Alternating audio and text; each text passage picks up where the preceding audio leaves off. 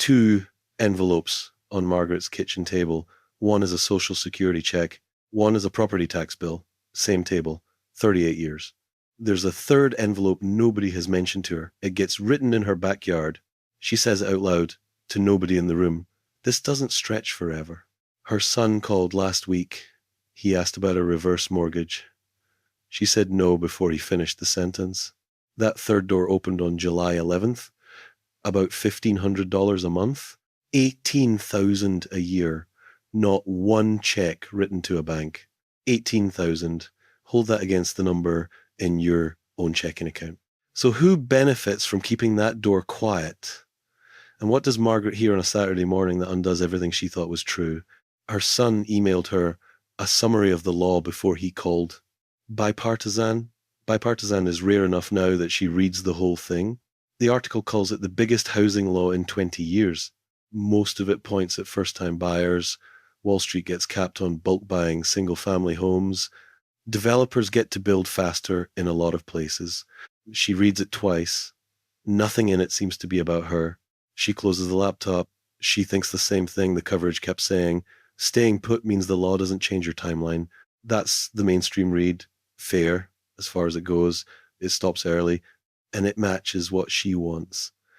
AARP asks people her age about this every couple of years, and most of them answer the way Margaret would. I want to stay in this house. So she opens 2 more tabs anyway. First tab, a smiling man in a good suit offering to unlock the equity in her home. She reads the fine print, because Margaret always reads the fine print. Mortgage insurance premium on the federally insured kind, 2% of the home's value upfront, origination fee up to $6,000, interest stacking onto the loan balance every month she lives there. The balance climbs, her equity shrinks. Some people take that trade on purpose, and for them it works out. Margaret does the arithmetic at her own kitchen table and decides it isn't her. She closes the tab. The second tab becomes a phone call. She calls the financial advisor whose card came in the folder when she opened her checking account 2 years ago. She asks about the house. Just the house. He's kind about it. House isn't really our area, Margaret, but we could take a look at your investment accounts. She thanks him. She hangs up. She sits for that minute. Homework done. The problem is sitting exactly where it sat when she started. 2 envelopes. Same table. Same light. Same math. She wonders how many other 65-year-old widows in this zip code are having this exact conversation with themselves this week. Can't just be her. Being 65 and alone in a house you already paid off comes with a feature nobody mentions. Nobody comes looking. There is no line of people trying to hand a paid-off widow her options. So she waits. Saturday. Coffee. A knock at the screen door. Dan from next door. Dan, whose wave she has been waving back at for 15 years and whose last name she is not 100% sure of. Margaret, I saw you at the property tax office last week. You okay? She almost says fine. 65 years builds that reflex. Fine. She doesn't say it. She lets Dan in. He sits at the kitchen table. Same table. He says, Sister 61 out in Utah did something this year that a federal law made possible. Signed in July. He says he doesn't fully understand it himself. He watched his sister do it, and it worked. Then he asks for a napkin. Margaret hands him the top one off the pile that's been on the counter since her husband's birthday, 2 years ago. She has not moved that pile. Dan draws a rectangle. That's Margaret's house. 3 bedrooms, 2 of them empty. Then a smaller rectangle, about 500 square feet. He puts it out back, 10 feet off the fence. This is what my sister did. It's called an ADU, accessory dwelling unit. Little cottage, bedroom, bathroom, small kitchen, its own front door. Margaret says she knows what those are. Somebody in the neighborhood has one. She can't remember who. Cottages like that have been around a long time, Dan says. What Congress just changed is how one gets built by somebody like her. The federal government finally lets her use an FHA property improvement loan, the same loan she'd used to put a roof on the house to build one, Section 303. And her town can pull down a pre-approved design from a federal grant program instead of Margaret paying an architect for a custom set of plans and waiting a year and change on a permit, Section 209. Dan doesn't lead with section numbers. Dan explains it the way Dan explains anything. Cheaper to build, faster to permit, your name stays on the house. Then come look. They go outside. Her coffee goes cold on the table.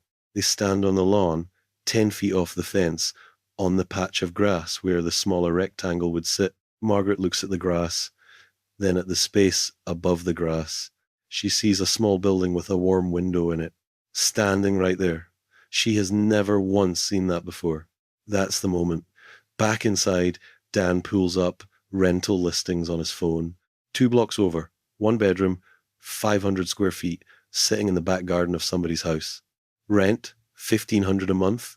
Margaret takes the pen, $1,500 a month, times 12, $18,000. She reads it out loud. Then she reads it again. Read it again with her. $18,000 a year. 12 rent checks. Showing up like the electric bill, only pointed the other way. The house stays hers. The savings stay where they are. No loan balance growing in the dark while she sleeps. And $1,500 is the careful end of it. Cottages like that rent from $1,200 on up to $3,000, depending on the town. $1,500 is what the listings 2 blocks over are asking in her town this month. She also writes the part that isn't free. A cottage is a build is a loan, a contractor, and months. She puts a question mark next to it because she doesn't have that number yet, and she is not going to pretend she does. Then she says the thing out loud to Dan, or to herself, honestly, more than to Dan. But this is our house. I've never had somebody living behind us. She hears the shape of that sentence on the way out of her mouth. Something clicks. Quieter now. That has a name, doesn't it? What I just did there. Dan doesn't try to name it for her. Margaret names it identity fusion. That's the phrase, I think. My brain fused this house with me somewhere in the last 38 years. So a stranger renting 500 square feet off the back lawn feels like it turns this place into something that isn't mine anymore. She looks at the napkin, then out the window, then back at the napkin. The house isn't me. The house is where I live. A cottage 20 feet from the kitchen door doesn't change what this place is. It changes what it does. And there is nothing wrong with my discipline. That's how a brain treats a place you held for 38 years. Knowing the name doesn't fix it. Knowing the name puts me back in the driver's seat. And the driver has a napkin with $18,000 on it. Dan says, "All right, driver, what's Monday morning?" Margaret writes, underneath the 18,000. Call a HUD housing counsellor. Free.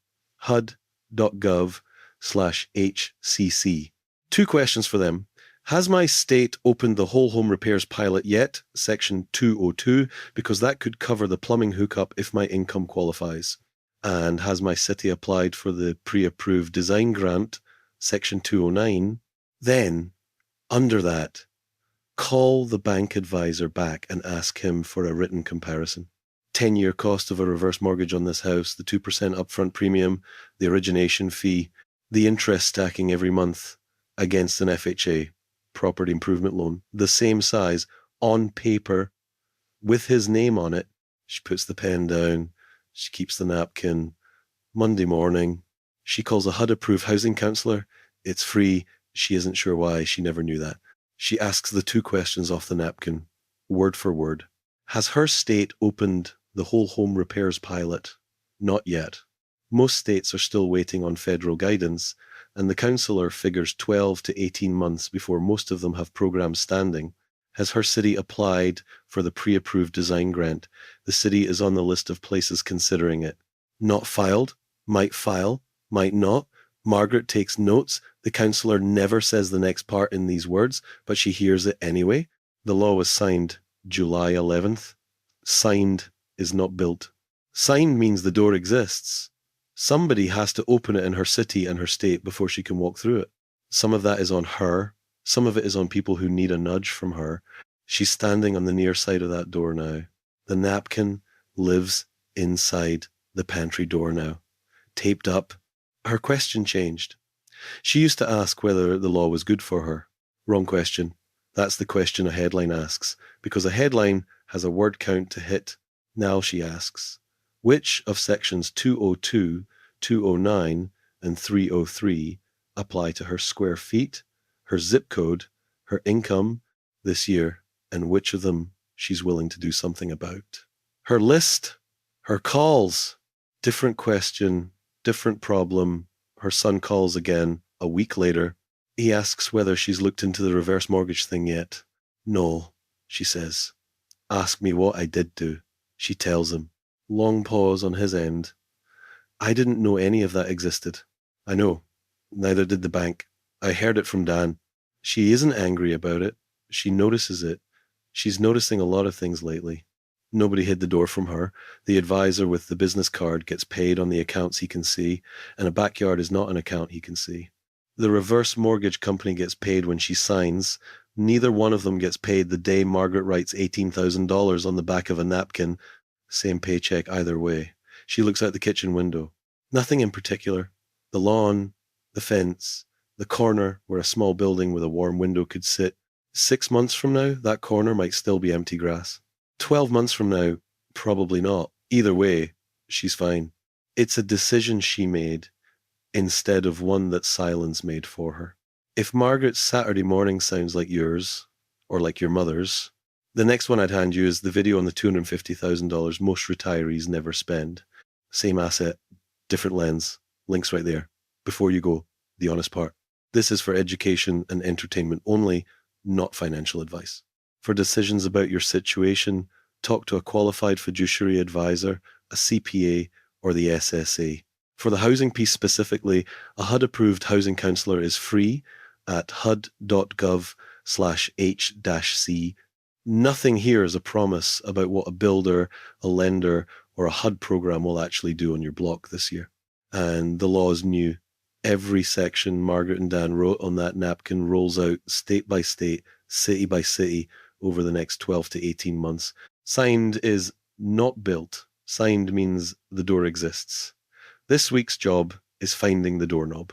Take care of yourself. Take care of the people sitting at your kitchen table. See you in the next one.